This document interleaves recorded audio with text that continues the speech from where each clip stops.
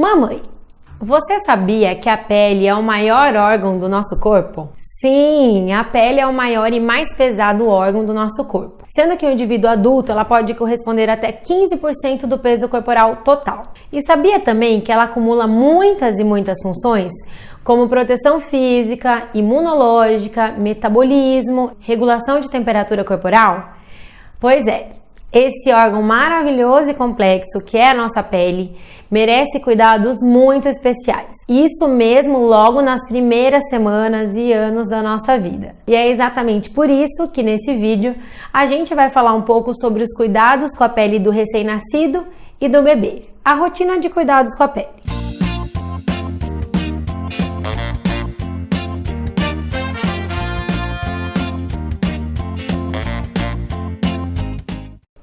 Primeiro, a gente vai definir aqui o que é um recém-nascido. É todo bebê até o 28º, 30º dia de vida. Hoje em dia, nós sabemos que a pele do bebê pode passar por um progressivo processo de adaptação até estar totalmente formado e maduro durante todo o primeiro ano da criança.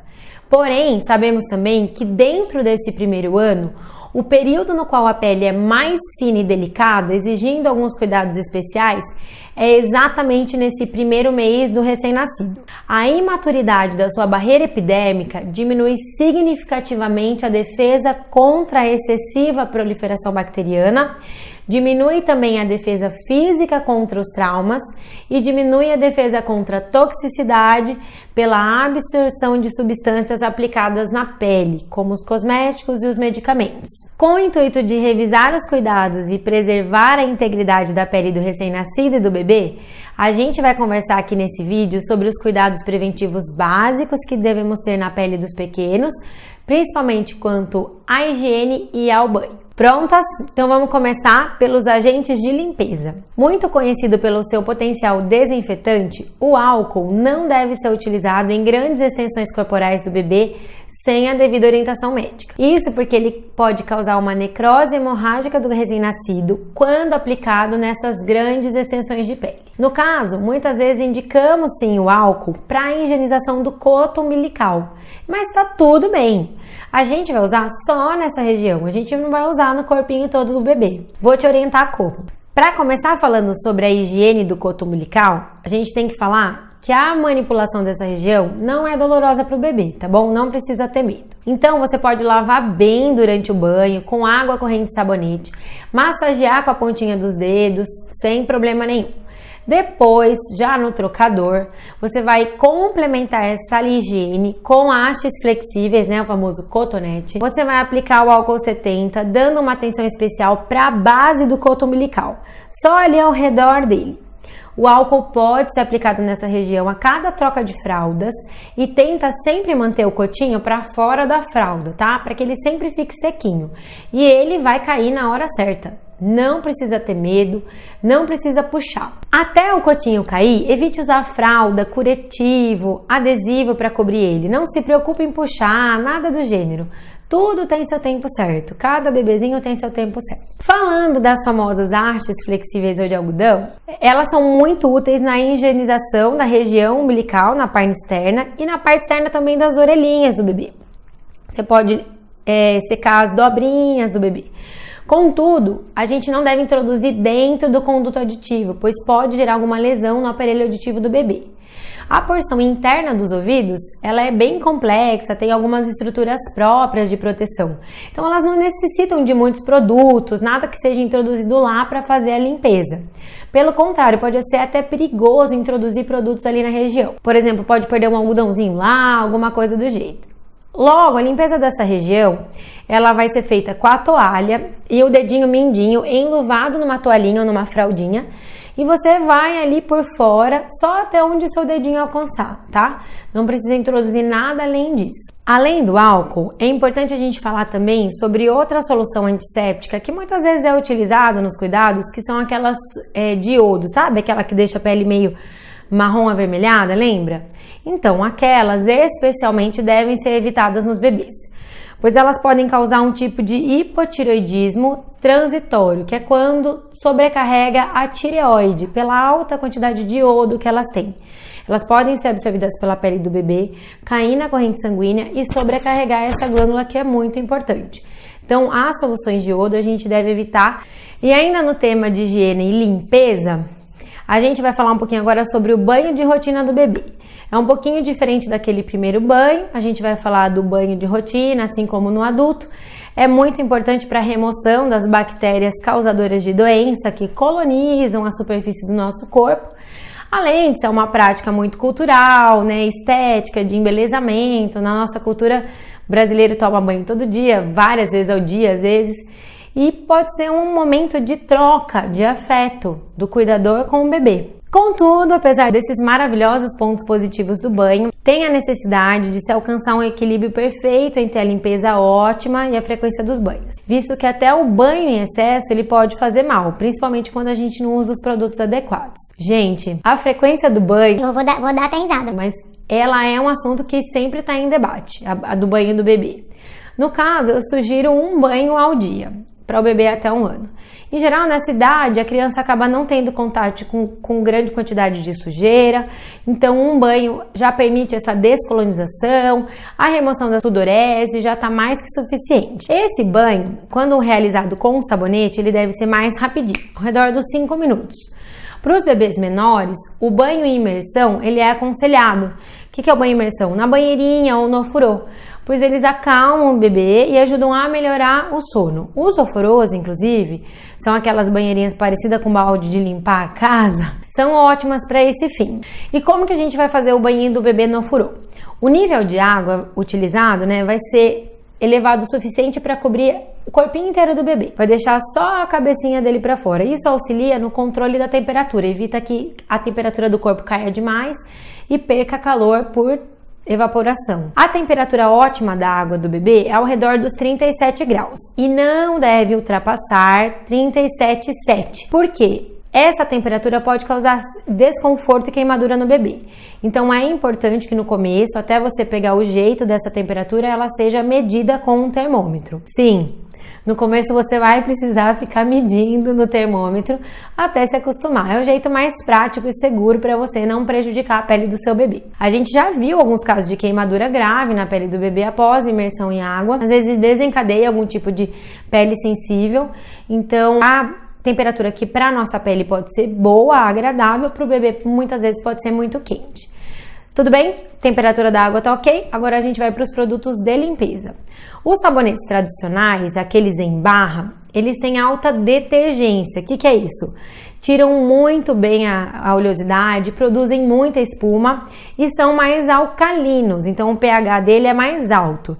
Com isso, eles acabam sendo mais irritantes e danosos para a pele do bebê e a gente deve evitar. Hoje em dia tem algumas tecnologias que a gente chama de Syndet, que são alguns agentes de limpeza que a gente chama de sabão sem sabão. Eles têm uma desvantagem de não fazer muita espuma, mas eles acabam sendo uma boa escolha nos pacientes que têm a pele mais sensível, que têm dermatite ou que tem alguém em casa que tem dermatite. Eles têm um pH mais fisiológico, que é mais parecido com o da pele, que como a gente falou na outra aula, é um pouquinho mais ácido e acaba diminuindo o risco de irritação. Hoje em dia, esses Syndets são encontrados em qualquer farmácia. Muitos laboratórios farmacêuticos têm esse produto disponíveis para venda, sem prescrição médica. Você pode chegar lá, perguntar na farmácia e comprar e usar. Ele não vai agredir a pele do seu bebê. Só lembre-se que os Syndets fazem mesmo menos espuma, tá? Isso acaba incomodando algumas pessoas, dá a impressão que não lavou muito bem, mas é normal, não tem problema nenhum, a higiene não vai ser prejudicada.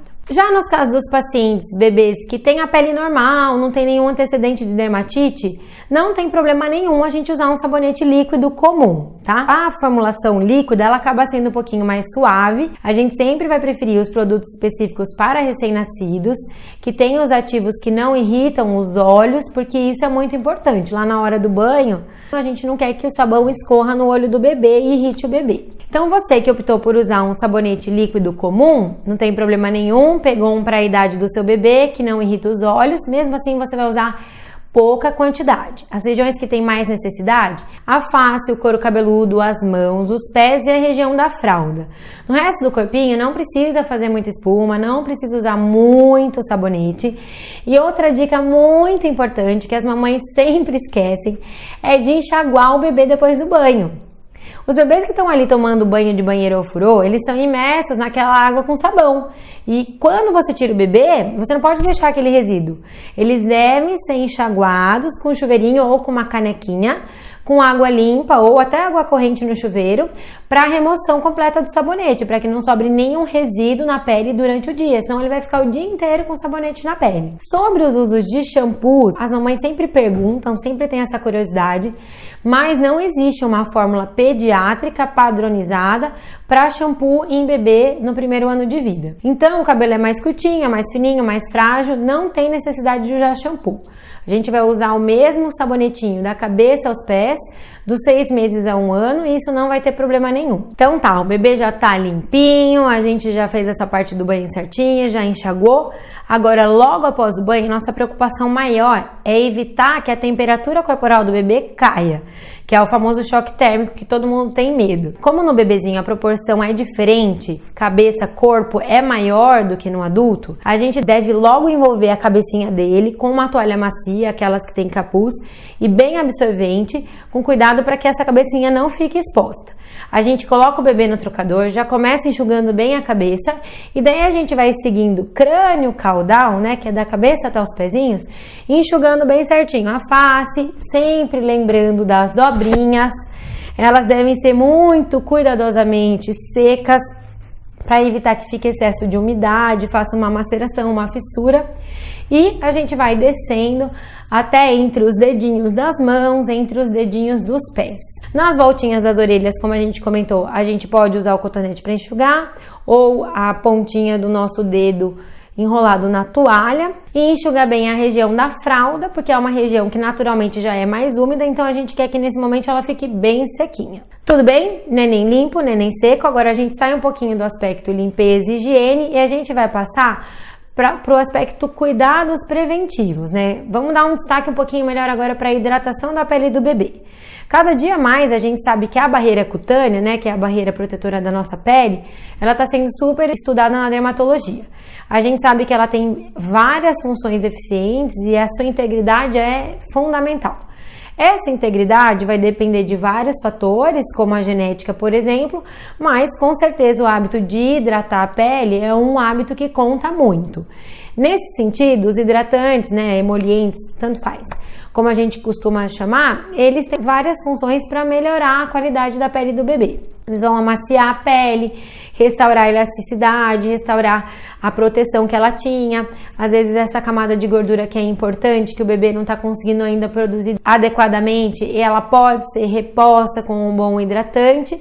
E como a gente já falou várias vezes, a gente tem essa preocupação em fazer essa profilaxia de qualquer tipo de alergia e deixar essa prevenção sempre em foco para manter a pele do bebê bem saudável. Por isso, a recomendação atual é que seja feita uma hidratação diária da pele do bebê, com produtos que sejam específicos para a idade dele, e hoje em dia a gente tem produtos a partir do primeiro dia de vida, e essa hidratação deve ser uma vez por dia, já tá ótimo, diariamente uma vez por dia. Como que você vai escolher o produto ideal para hidratar o bebê? Peraí que eu vou te explicar isso aí também. Então, os produtos hidratantes que são em creme, eles acabam sendo mais gordurosos, tem um pouquinho mais de óleo, por exemplo, óleo de amêndoas, as vaselinas, lanolinas, e eles são mais oclusivos, então eles ajudam a não perder a água da pele. Já os produtos que são mais em loção, eles são mais fluidos, acabam tendo mais água na pele, eles evaporam mais rápido, mas eles não deixam também essa sensaçãozinha melada, eles são bons para as regiões das dobrinhas, por exemplo, do pescoço, as dobrinhas da região do braço e da axila. Eles podem ser livremente utilizados no bebezinho que tem a pele mais ressecada, principalmente os que têm menos aditivos, por exemplo, os que não têm tanta fragrância, conservantes e corantes. E nos bebezinhos que tem a tal da brotueja, que são aquelas bolinhas, aquela alergia do suor, a gente acaba preferindo mesmo esses que são mais em loção, que são mais fluidos. Muito bem, então o neném já tá limpinho, sequinho, já tá hidratado. A gente não precisa de nada mais, não precisa passar talco, não precisa passar perfume, não precisa passar nenhum tipo de cosmético a mais. E uma coisa que pode ser feita eventualmente e inclusive deve ser feita é o corte das unhas. Então o corte das unhas deve ser frequentemente realizado com uma tesourinha para esse fim, que seja delicada para não cortar a pelinha bem fina que fica perto. Isso porque as unhas muito compridinhas pode provocar algum tipo de escoriação na pele do bebê, gerando algum ferimento que pode ser, como a gente vai falar aqui também, uma porta de entrada para infecções de pele. E o melhor horário para cortar as unhas do bebê, e as suas também, é sempre após o banho, que a lâmina está mais amolecida pela água e acaba não tendo tanto traumatismo. Mamãe, espero que você tenha gostado dessa aula. Volta sempre aqui para ela para tirar suas dúvidas sobre o cuidado, essa rotina de cuidados com o bebê, até virar uma prática automática na sua vida. Aposto que isso vai facilitar cada vez mais seu dia a dia. Te vejo no próximo vídeo. Um beijo!